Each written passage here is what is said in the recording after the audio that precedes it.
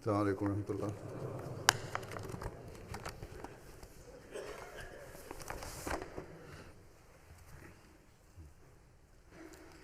اشہد ان لا الہ الا اللہ وحدہ لا شریک لہ واشہد ان محمدا عبدہ ورسولہ. اما بعد فاعوذ باللہ من الشیطان الرجیم. بسم اللہ الرحمن الرحیم. الحمد للہ رب العالمین الرحمن الرحیم مالک یوم الدین. ایاک نعبد وایاک نستعین. اهدنا الصراط المستقيم صراط الذين أنعمت عليهم غير المغضوب عليهم ولا الضالين.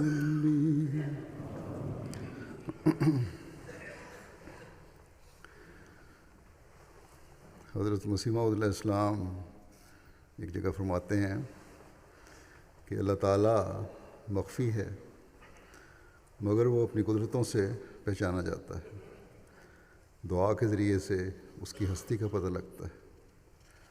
فرمایا کوئی بادشاہ یا شہنشاہ کہلائے ہر شخص پر ضرور ایسے مشکلات پڑتے ہیں جن میں انسان بالکل عاجز رہ جاتا ہے اور نہیں جانتا کہ اب کیا کرنا چاہیے. اس وقت دعا کے ذریعے سے مشکلات حل ہو سکتے ہیں. بے شمار جگہ حضرت مسیح علیہ السلام نے مختلف طریقوں سے مختلف زاویوں سے اس کی اہمیت بیان فرمائی ہے. حضرت مسیح علیہ السلام کے صحابہ نے اس کا ایسا ادراک حاصل کیا اور آپ علیہ السلام کی صحبت کی وجہ سے ان کا دعاؤں پر ایسا یقین تھا اور ایسا ایمان تھا کہ غیروں پر بھی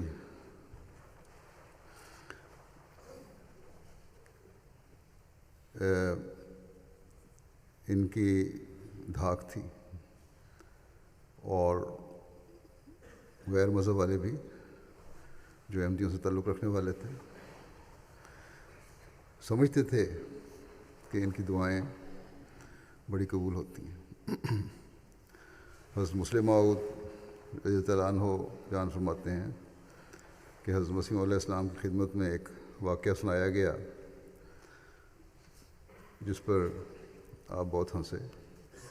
حضرت منشی روڑے خان صاحب کا واقعہ ہے. حضرت منشی صاحب شروع میں قادیان بہت زیادہ آیا کرتے تھے. بعد میں کیونکہ بعض اہم کام آپ کے سپرد ہو گئے اس لیے جلدی چھٹی ملنا ان کے لیے مشکل ہو گیا تھا مگر پھر بھی وہ قادیان اکثر آتے رہتے تھے. مسلم فرماتے ہیں کہ ہمیں یاد ہے کہ جب ہم چھوٹے بچے ہوا کرتے تھے ان کا آنا ایسا ہی ہوا کرتا تھا جیسے مدتوں کا بچھڑا ہوا بھائی سال کے بعد اپنے کسی عزیز سے آ کر ملے. باوجود اس کے کہ جلدی جلدی آتے تھے پھر بھی اس محبت اور خلوص سے ملا کرتے تھے جس طرح سالوں بعد مل رہے ہیں. غرض کہتے ہیں یہ واقعہ بیان والے جب سنایا گیا حضرت مسیح موعود کی مجلس میں اس دوست نے بتایا کہ منشی روڑے خان صاحب تو ایسے آدمی ہیں کہ جو مجسٹریٹ کو بھی ڈرا دیتے ہیں. پھر اس نے سنایا کہ ایک دفعہ انہوں نے مجسٹریٹ سے کہا کہ میں قادیان جانا چاہتا ہوں مجھے چھٹی دے دیں. اس نے انکار کر دیا. اس وقت حضرت منشی صاحب سیشن جج کے دفتر میں لگے ہوئے تھے. انہوں نے کہا قادیان میں نے ضرور جانا ہے, مجھے آپ چھٹی دے دیں. وہ کہنے لگا کام بہت ہے, اس وقت آپ کو چھٹی نہیں دی جا سکتی. منشی صاحب کہنے لگے بہت اچھا, آپ کا کام ہوتا رہے, ٹھیک ہے, آپ یہ کہتے ہیں کام بہت ہے, کریں, کروا لیں, مجھے چھٹی نہ دیں, لیکن میں آج سے بددعا میں لگ جاتا ہوں. کام جو آپ کہنا چاہتے ہیں وہ کام کبھی سنورے نہ. آپ اگر نہیں جانے دیتے تو نہ جانے دیں. آخر اس مجسٹریٹ کو کوئی ایسا نقصان پہنچا کہ وہ سخت ڈر گیا, اور جب بھی اس کے بعد یہ اثر ہوا اس مجسٹریٹ پہ کہ جب بھی ہفتے کا دن آتا تھا وہ عدالت والوں سے کہتا کہ آج کام ذرا جلدی بند کر دینا, کیونکہ منشی روڑے خان صاحب کی گاڑی کا وقت نکل جائے گا, یعنی ٹرین پہ جو انہوں نے جانا ہے قادیان, وقت نہ نکل جائے, اس لیے جلدی بند کرو. اس طرح وہ مجسٹریٹ آپ ہی جب بھی منشی صاحب کو قادیان آنے کا ارادہ ہوتا انہیں چھٹی دے دیتا. ایسا ڈرا وہ ان کی دعا سے. تو یہ لوگ تھے جنہوں نے اپنی بزرگی اور دعاؤں کا اثر غیروں پر بھی ڈالا ہوا تھا, اور یہی چیز ہے جسے ہمیں آج بھی اپنے سامنے رکھنا چاہیے اور اللہ تعالیٰ سے تعلق میں بڑھنا چاہیے.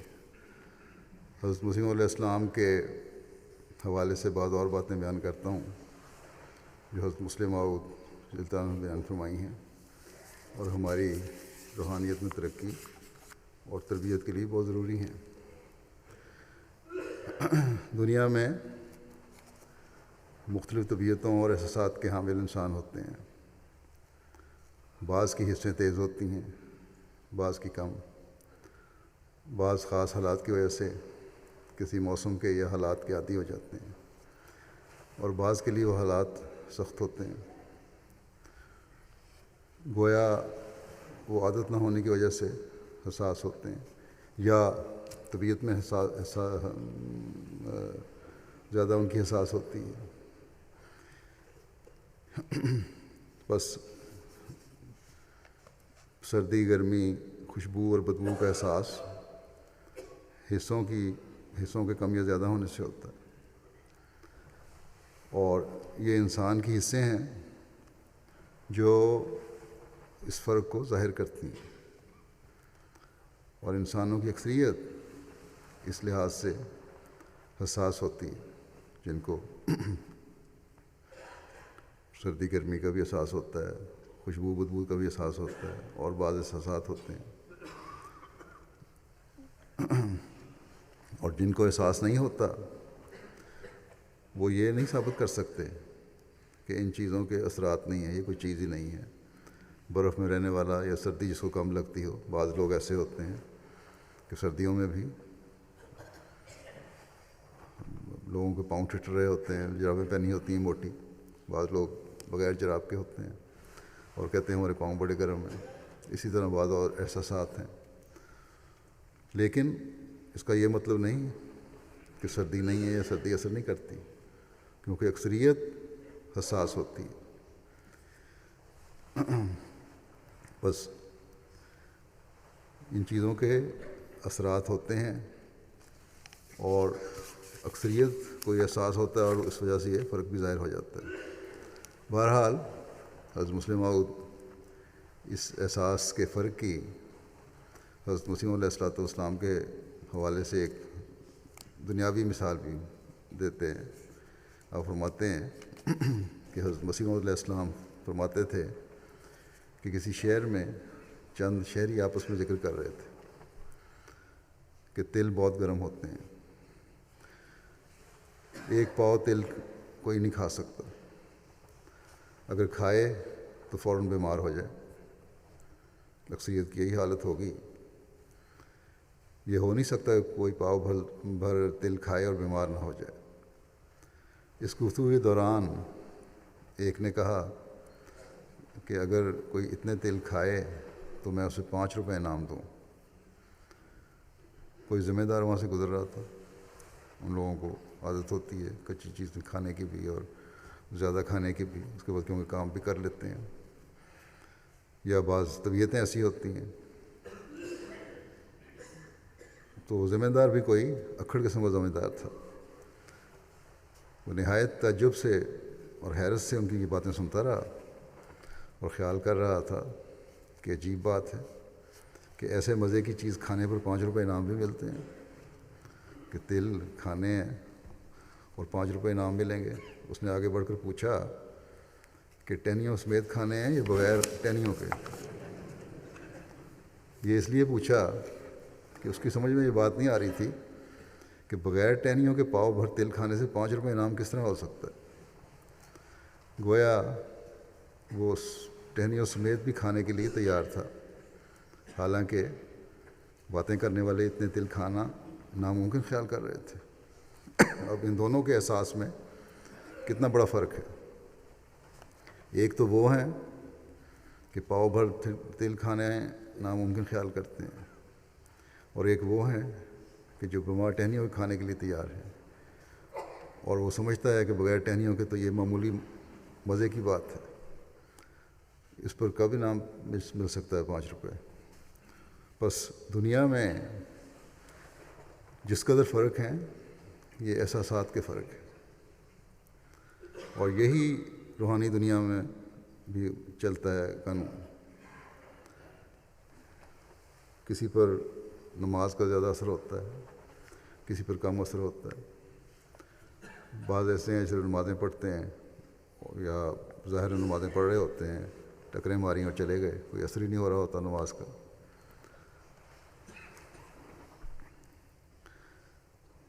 روحانی حصوں کے ثبوت کے لیے انہی کی شہادت قبول ہوگی جن میں یہ حص زیادہ ہو، جن کو اثر زیادہ ہوتا ہو، جو عبادت کرتے ہوں اور عبادت کا اثر بھی ان پر ظاہر ہو رہا ہوتا.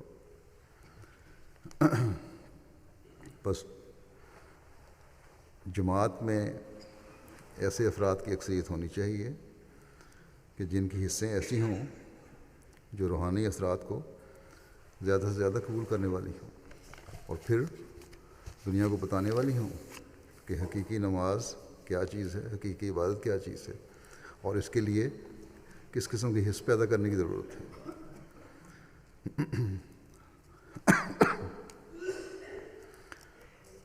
حضرت مسلم موعود رضی اللہ عنہ ایک واقعہ بیان کرتے ہیں جو کہ حضرت خلیفہ اول رضی اللہ عنہ بیان فرمایا کرتے تھے.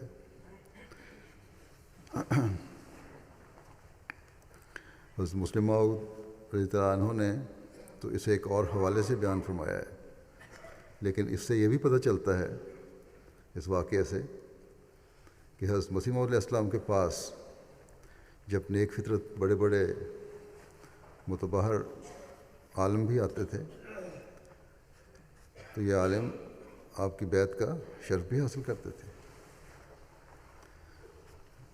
حضرت خلیفہ اول رضی اللہ عنہ نے فرمایا کرتے تھے کہ ایک عالم دین جو صرف و نحو کے متبحر عالم تھے اور سارے ہندوستان میں ان کی علمیت کا شہرہ تھا، بہت سادہ طبع تھے، اور اگر انہیں کوئی ایسا شخص دیکھتا جو ان کو پہلے سے نہ جانتا تو وہ یہی سمجھتا کہ یہ گھاس کاٹ کر آ رہے ہیں، کوئی عام مزدور آدمی ہے. ان کا نام مولوی خان ملک صاحب تھا. وہ کہیں سے حضرت مسیح موعود علیہ السلام کے دعویٰ کے متعلق خبر سن کر قادیان آئے اور آپ کی باتیں سن کر ایمان لے آئے. واپسی پر جب وہ لاہور پہنچے تو انہوں نے ارادہ کیا کہ مولوی غلام احمد صاحب سے ملتے چلیں. مولوی غلام احمد صاحب شاہی مسجد میں درس دیتے تھے اور وہ مولوی خان ملک صاحب کے شاگرد رہ چکے تھے.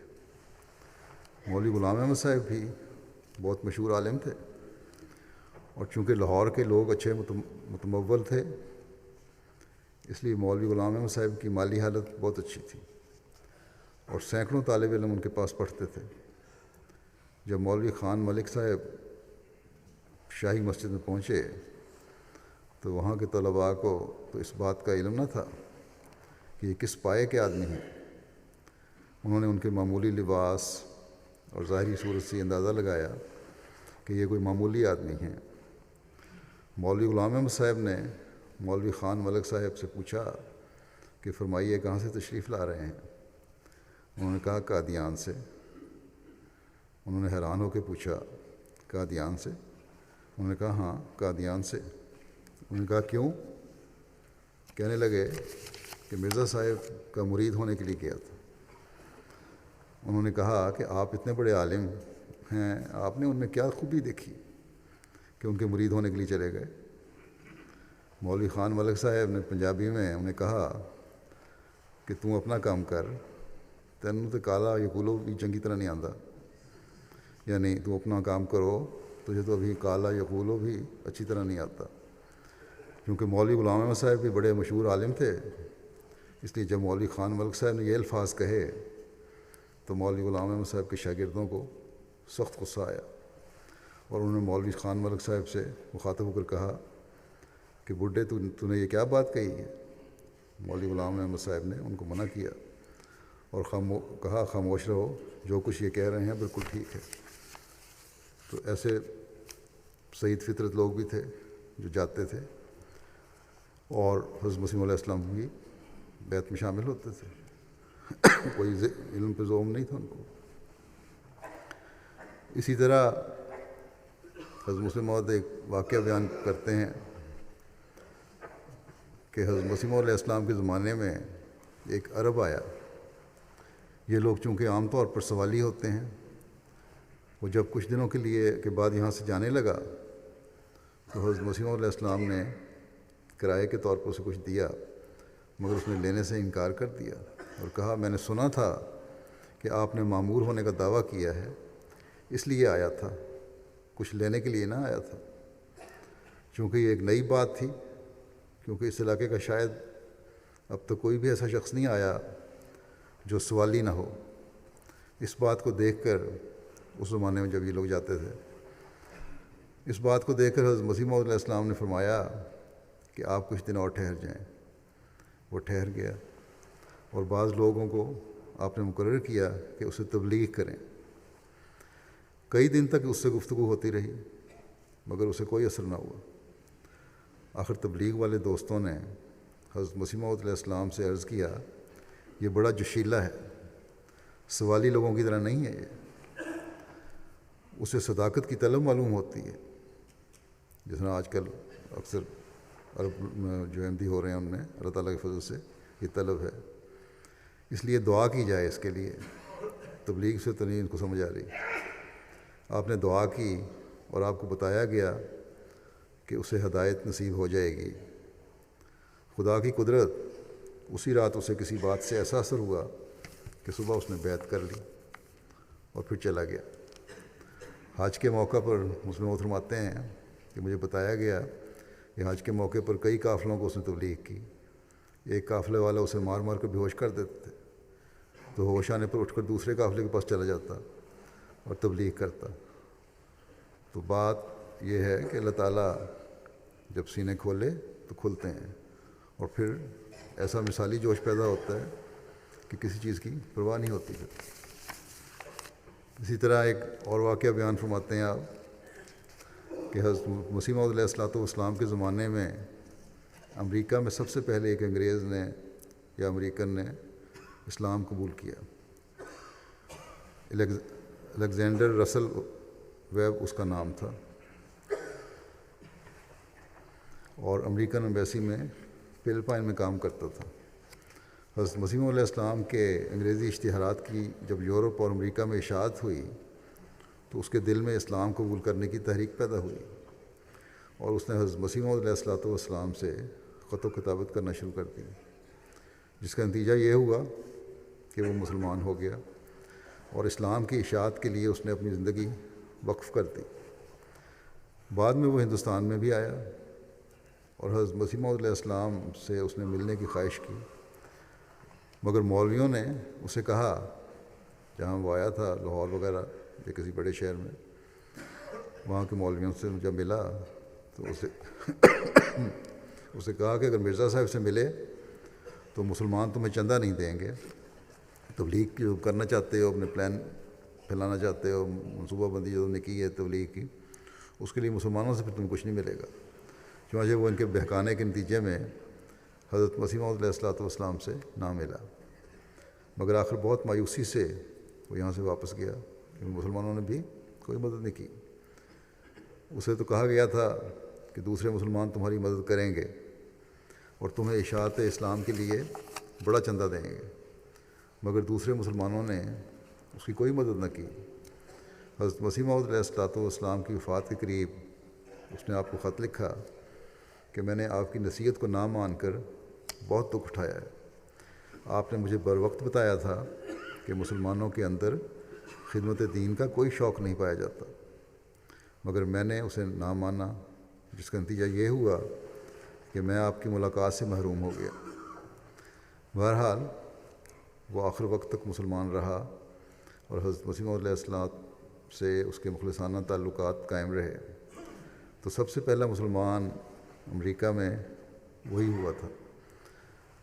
مسلم موعود فرماتے ہیں کہ اب بھی میں دیکھتا ہوں کہ جماعت کی ترقی یورپین ملکوں کی نسبت امریکہ میں سب سے زیادہ ہو رہی ہے۔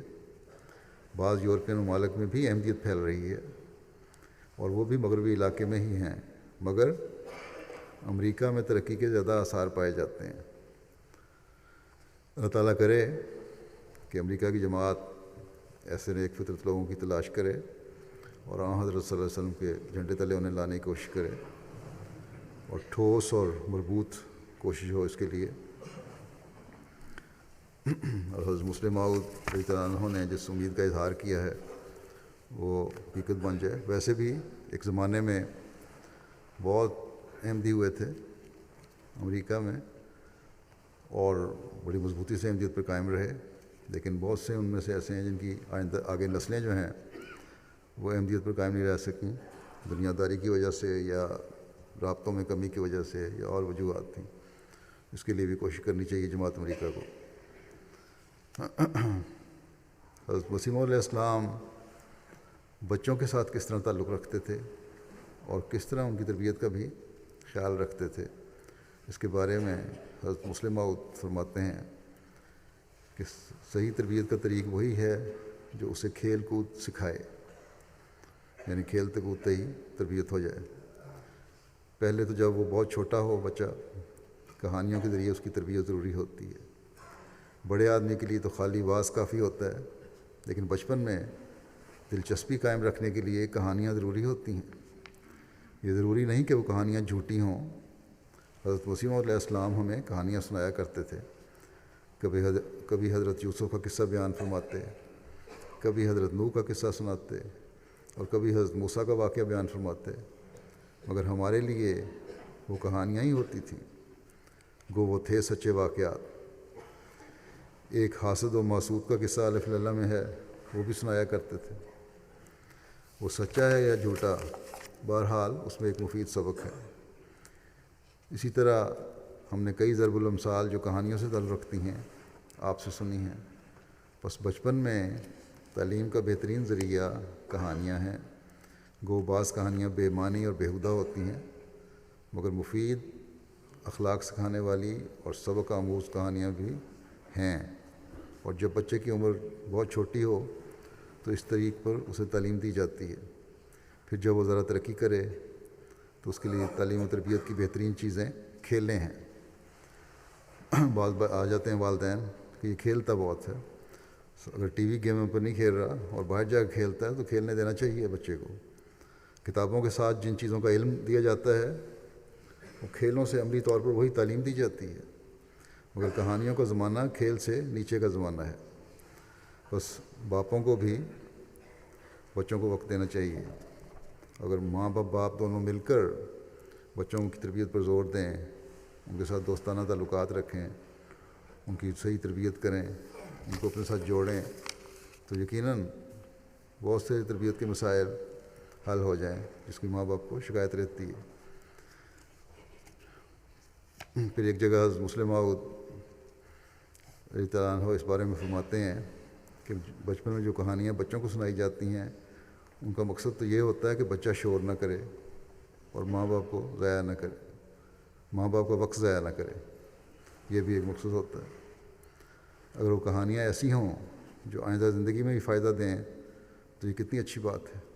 آج کل تو بچے ماں باپ اس بات سے بچنے کے لیے کہ بچے شور نہ کریں اور زیادہ بیٹھے رہیں، یا ان کے ہاتھوں میں آئی پیڈ پکڑا دیتے ہیں یا کمپیوٹر پہ بٹھا دیتے ہیں یا ٹی وی پہ بٹھا دیتے ہیں، اور وہاں اگر تو اچھی کہانیاں کوئی آ رہی ہوں تو ٹھیک، نہیں تو بعض دفعہ صرف وقت ضائع ہو رہا ہوتا ہے۔ اور چھوٹے بچوں پہ تو ویسے بھی ان کو نہیں بٹھانا چاہیے، کیونکہ ایک تو نظر پہ اثر پڑتا ہے اگر لمبا عرصہ بیٹھے رہیں، دوسرے 2 سال سے کم بچے کو تو ویسے بھی ڈاکٹر کہتے ہیں کہ اس کی سوچ میں فرق پڑ جاتا ہے اور پھر وہ ایک طرف لگ جاتا ہے، بعض دفعہ برے اثرات پیدا ہوتے ہیں۔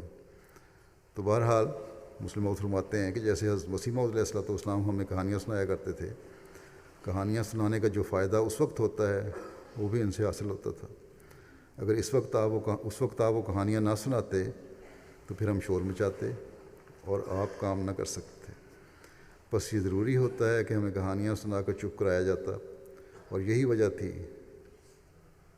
کہ رات کے وقت ہماری دلچسپی کو قائم رکھنے کے لیے آپ جب بھی فارغ ہوں کہانیاں سنایا کرتے تھے، تا ہم سو جائیں اور آپ کام کر سکیں۔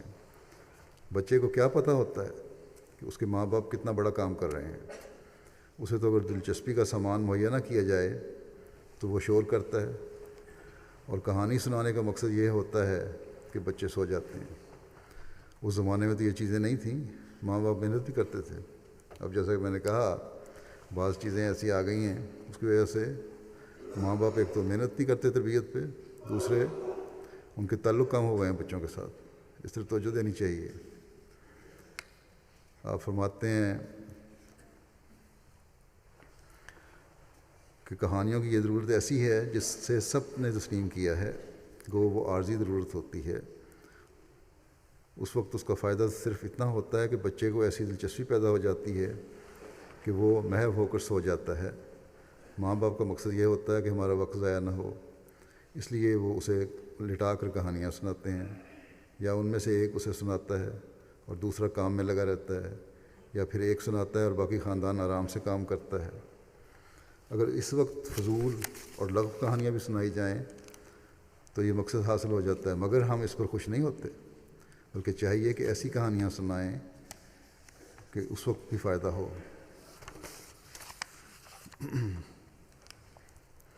اس بات کو بیان کرتے ہوئے کہ دوستیاں ہمیشہ ایسی ہونی چاہیے جو بربادی کا موجب نہ ہوں، حضرت مسلم موعود نے ایک واقعہ بیان فرمایا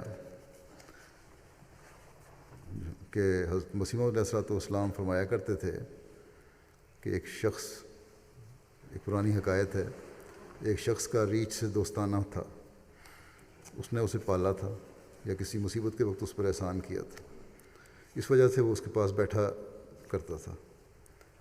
یہ گویا ایک حکایت ہے جو حقیقت بیان کرنے کی غرض سے بنائی گئی ہے۔ اگرچہ ایسا بھی ہو جاتا ہے کہ آدمی ریچھ وغیرہ جانوروں کو پال کر اپنے ساتھ ہلا لیتا ہے، مگر جب میں نے حضرت مسیح علیہ الصلوۃ والسلام سے کوئی حکایت روایت کرتا ہوں تو اس کے یہی معنی ہوتے ہیں کہ یہ حقیقت بیان کرنے کی غرض سے ایک قصہ ہے، یعنی ایک نصیحت کرنے کی غرض سے ایک قصہ ہے۔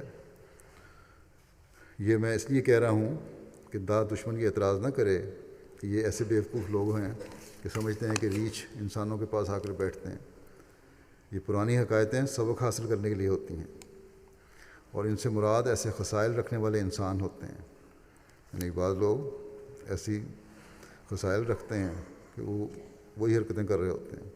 مثلاً پرانی حکایتوں میں بادشاہ کے دربار کو شیر کا دربار اور اس کے امراء و وزراء کو دوسرے جانوروں کی صورت میں پیش کیا جاتا تھا، اور اس طرح وہ بادشاہ بھی جس کے متعلق بات ہوتی نہایت مزے لے کر پڑھتا۔ خیر، تو ریچھ اس آدمی کا دوست تھا اور اس کے پاس آتا تھا۔ ایک دن اس کی والدہ بیمار پڑی تھی اور وہ پاس بیٹھا پنکھا ہلا رہا تھا اور مکھیاں اڑا رہا تھا۔ اتفاقاً اسے کسی ضرورت کے لیے باہر جانا پڑا اور اس نے ریچھ کو اشارہ کیا کہ تم ذرا مکھیاں اڑاؤ، میں باہر ہوں۔ ریچھ نے اخلاص سے یہ کام شروع تو کر دیا، مگر انسان اور حیوان کے ہاتھ میں فرق ہوتا ہے، اور حیوان ایسی آسانی سے ہاتھ نہیں ہلا سکتا جتنی آسانی سے انسان ہلا سکتا ہے۔ وہ مکھی اڑائے لیکن وہ پھر آ بیٹھے، پھر اڑائے پھر آ بیٹھے۔ اس نے خیال کیا کہ مکھی کا بار بار آ کر بیٹھنا میرے دوست کی ماں کی طبیعت پر بہت گراں گزرتا ہوگا۔ چنانچہ اس کا علاج کرنے کے لیے اس نے ایک بڑا سا پتھر اٹھایا اور اسے دے مارا تاکہ مکھی مر جائے۔ مکھی تو مر گئی مگر ساتھ ہی اس کی ماں بھی کچلی گئی۔ یہ ایک مثال ہے جس کا مطلب یہ ہے کہ بعض نادان کسی سے دوستی کرتے ہیں مگر دوستی کرنے کا ڈھنگ نہیں جانتے۔ وہ بعض دفعہ خیر خواہی کرتے ہیں مگر ہوتی دراصل تباہی ہے۔ اگر اپنے دوست کے سچے خیر خواہ ہوتے تو بے ایمانی کی طرف نہ لے جاتے، بلکہ اگر اسے اس طرف مائل بھی کر دیکھتے تو اسے روکتے۔ رسول کریم صلی اللہ علیہ وسلم نے دوستی کا نقشہ کیا خوب کھینچا۔ فرمایا کہ اپنے بھائی کی مدد کرو خواہ وہ ظالم ہو یا مظلوم۔ صحابہ نے عرض کیا کہ یا رسول اللہ صلی اللہ علیہ وسلم، یہ کیا بات ہے؟ کیا ہم ظالم کی مدد بھی کیا کریں؟ آپ نے فرمایا جب تو ظالم کا ہاتھ ظلم سے روکے تو اس کی مدد کرتا ہے۔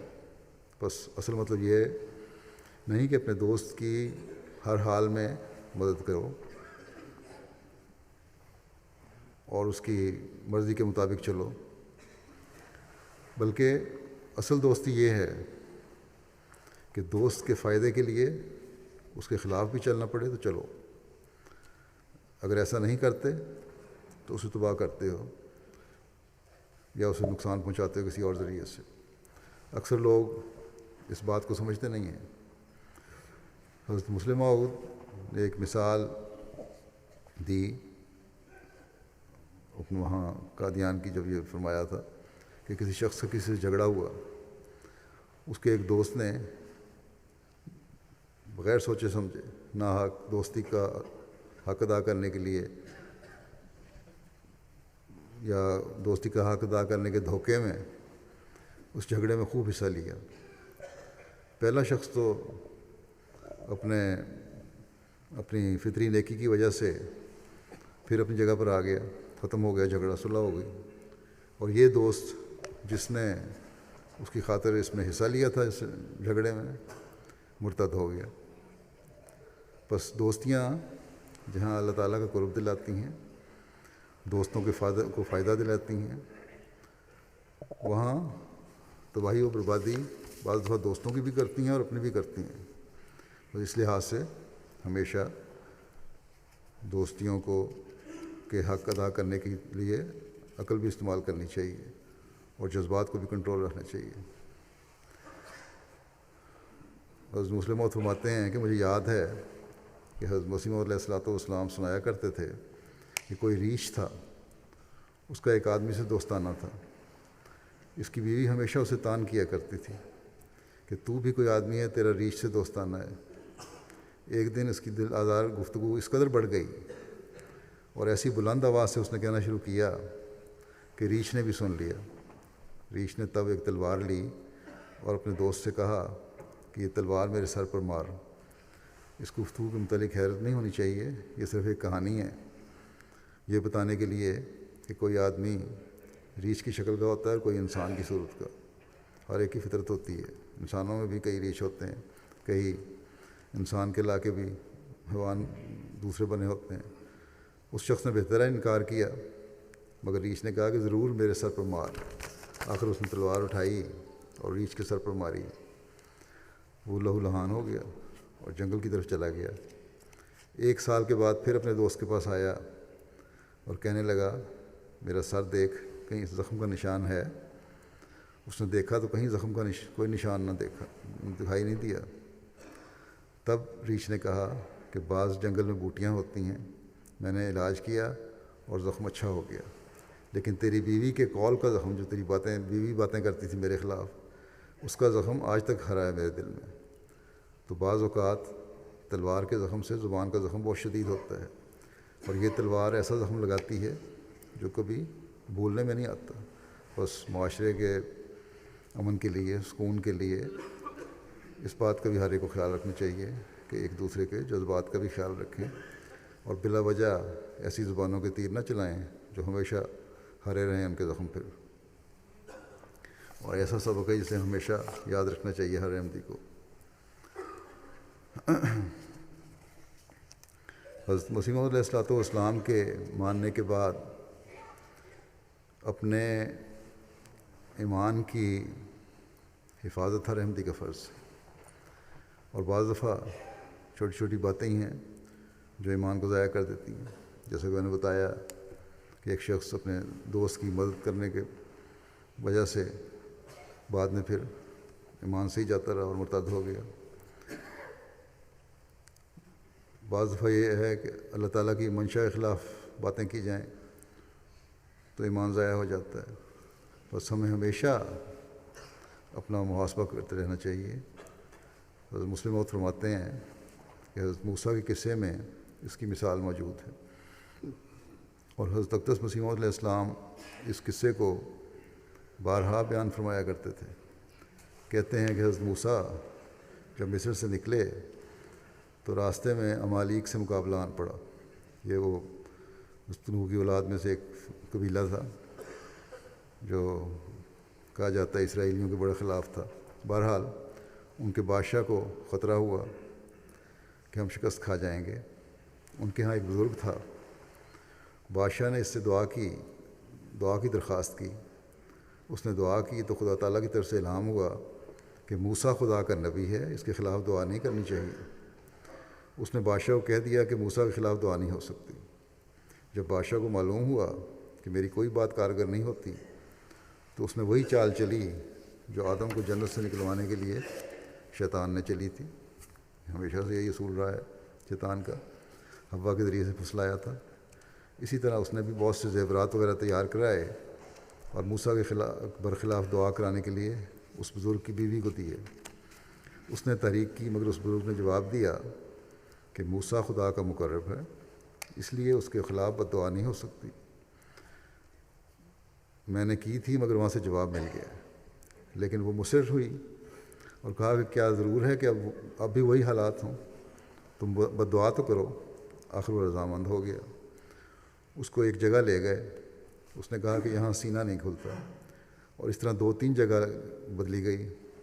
آخر چونکہ اس کا ایمان جانا تھا، اس بزرگ کا ایمان جانا تھا، اس نے بد دعا کی.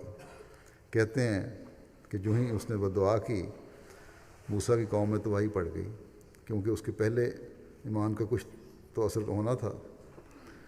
یعنی کہ ان کی جو کمزوری تھی ایمان کی، اس قوم میں تباہی اس لیے ہوئی کہ ان کے اپنے ایمان کی کمزوری کی وجہ سے وہ ایک عارضی طور پہ نقصان اٹھایا انہوں نے. اور ادھر یہ بزرگ جو بنا ہوا تھا، اس کا ایمان کبوتر کی شکل میں اڑ گیا.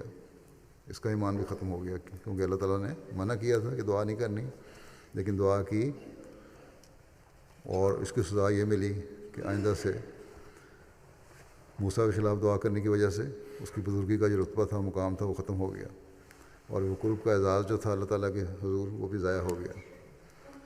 مسلم موعود فرماتے ہیں کہ بے شک یہ ایک قصہ ہے، مگر اس کا مطلب یہ ہے کہ جس طرح کبوتر ہاتھ سے نکل جاتا ہے، اسی طرح ایمان اس کے دل سے نکل گیا. بس چونکہ ایمان محنت سے آتا ہے اور جاتا ایک فکرے میں.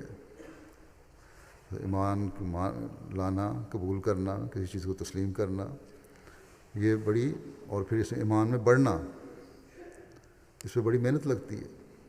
لیکن ایک معمولی سی بات ہے جو ایک فکرہ ہے، اللہ تعالیٰ کی رضا کے خلاف ایک بات ہے، جو اس سے پھر ایمان ضائع ہو جاتا ہے. اس لیے ضرورت ہے کہ انسان ہر وقت ہوشیار رہے، اپنا محاسبہ کرتا رہے. ذکر الہی کی طرف حضرت مسیح موعود علیہ السلام کے حوالے سے توجہ دلاتے ہوئے حضرت مسلم موعود فرماتے ہیں کہ حضرت مسیح موعود علیہ السلام کسی بزرگ کا یہ مقولہ سنایا کرتے تھے کہ دست درکار و دل بایار، یعنی انسان کے ہاتھ تو کاموں میں مشغول ہونے چاہیے، لیکن اس کا دل اللہ تعالیٰ کی طرف متوجہ ہونا چاہیے. اسی طرح ایک بزرگ کے متعلق مشہور ہے کہ ان سے کسی نے پوچھا کہ میں کتنی دفعہ اللہ تعالیٰ کا ذکر کیا کروں، تو انہوں نے کہا کہ محبوب کا نام لینا اور پھر گن گن کر. تو اصل ذکر وہی ہے جو ان گنت ہو، مگر ایک معین وقت مقرر کرنے میں یہ خوبی ہوتی ہے کہ انسان اس وقت اپنے محبوب کے لیے اور کاموں سے بالکل الگ ہو جاتا ہے اور چونکہ یہ دونوں حالتیں ضروری ہیں، اس لیے صحیح طریق یہی ہے کہ معین رنگ میں بھی ذکر الہی کیا جائے۔ اور آج کل دنیا داری میں پڑے ہوئے لوگ نہیں سمجھتے اس بات کو، اس لیے ان کو بہرحال وقت نکالنا چاہیے، اور غیر معین طور پر بھی اٹھتے بیٹھتے وقت بھی نکال لیں، اور غیر معین طور پر اٹھتے بیٹھتے بھی اللہ تعالیٰ کو یاد کیا جائے، اور اس کے فضلوں اور احسانات کو بار بار ذکر کیا جائے۔ دین کی باتوں کو غور سے سننا، انہیں یاد رکھنے کی کوشش کرنا، اور پھر اس پر عمل کرنا، یہ ایک احمدی کا مطمع نظر ہونا چاہیے۔ خطبوں کو سن لینا، تقریروں کو سن لینا، اجلاسوں پر شامل ہو جانا، یا وقتی طور پر کسی کتاب کو پڑھ لینا اور اس کا وقتی اثر لینا، اس کو یاد نہ رکھنا یا عمل نہ کرنا، یہ کوئی فائدہ نہیں دیتا انسان کو۔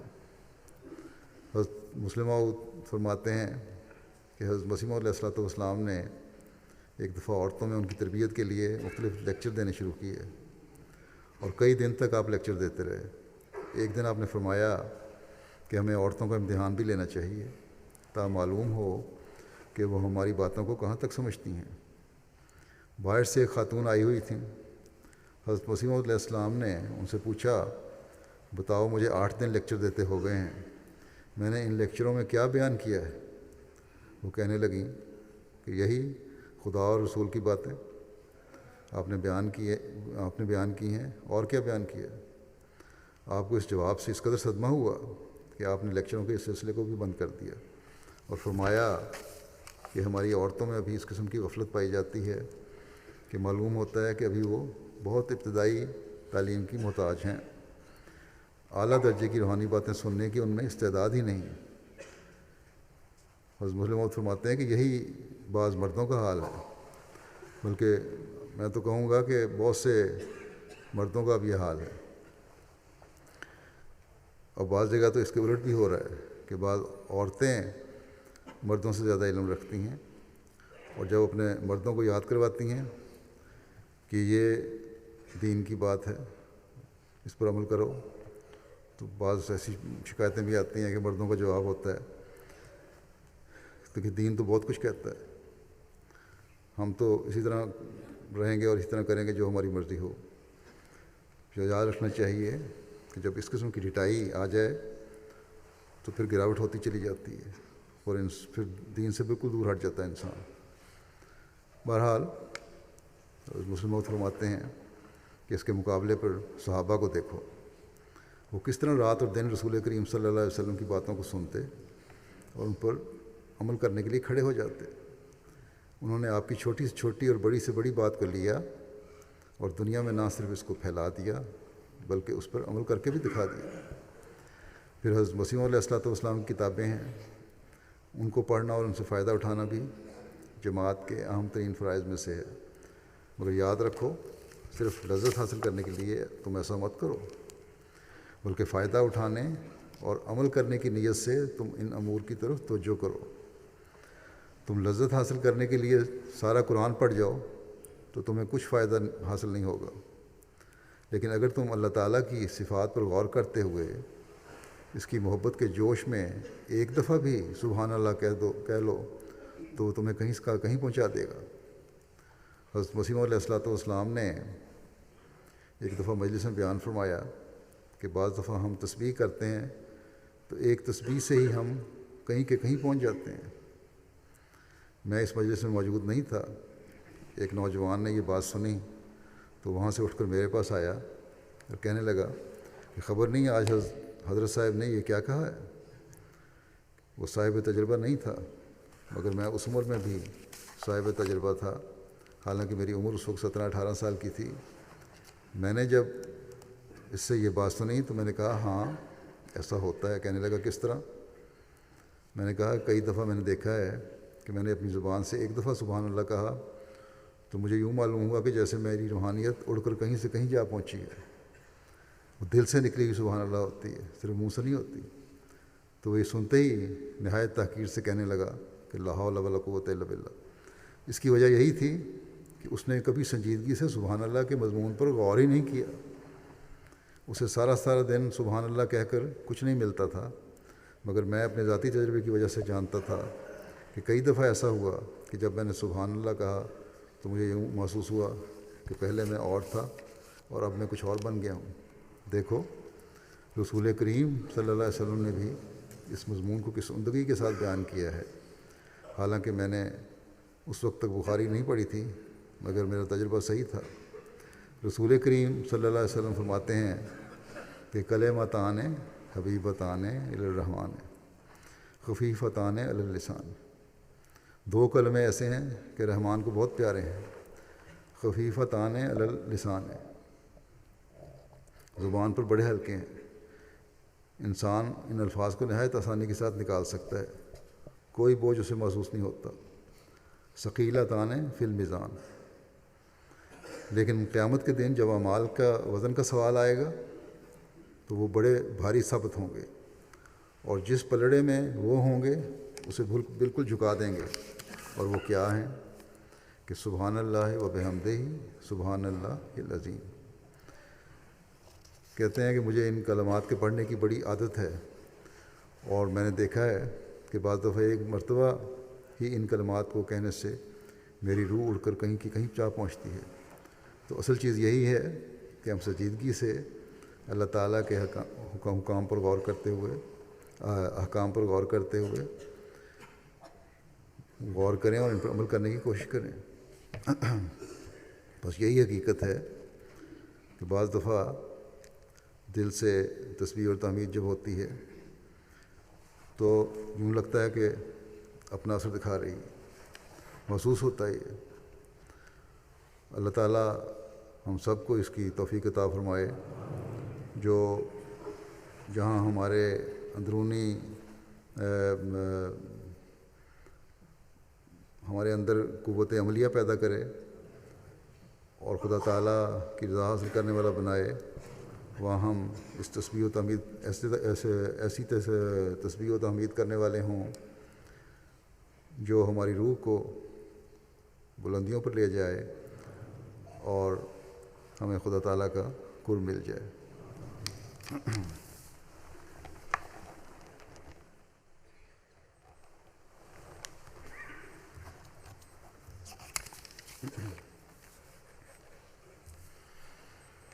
الحمد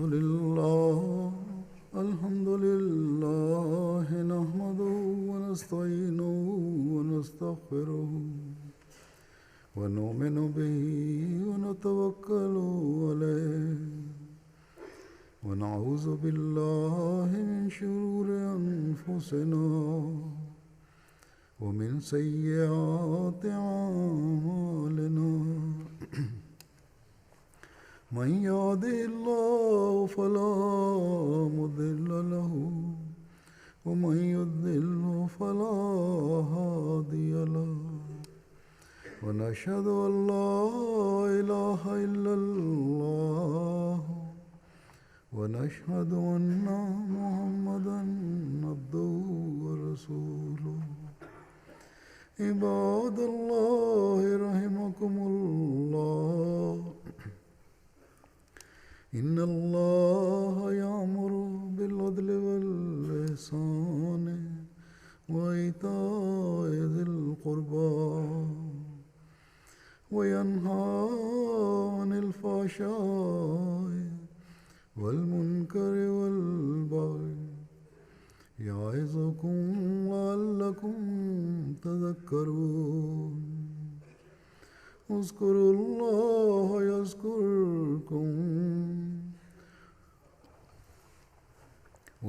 الله يذكركم وادعوه يستجب لكم ولذكر الله أكبر۔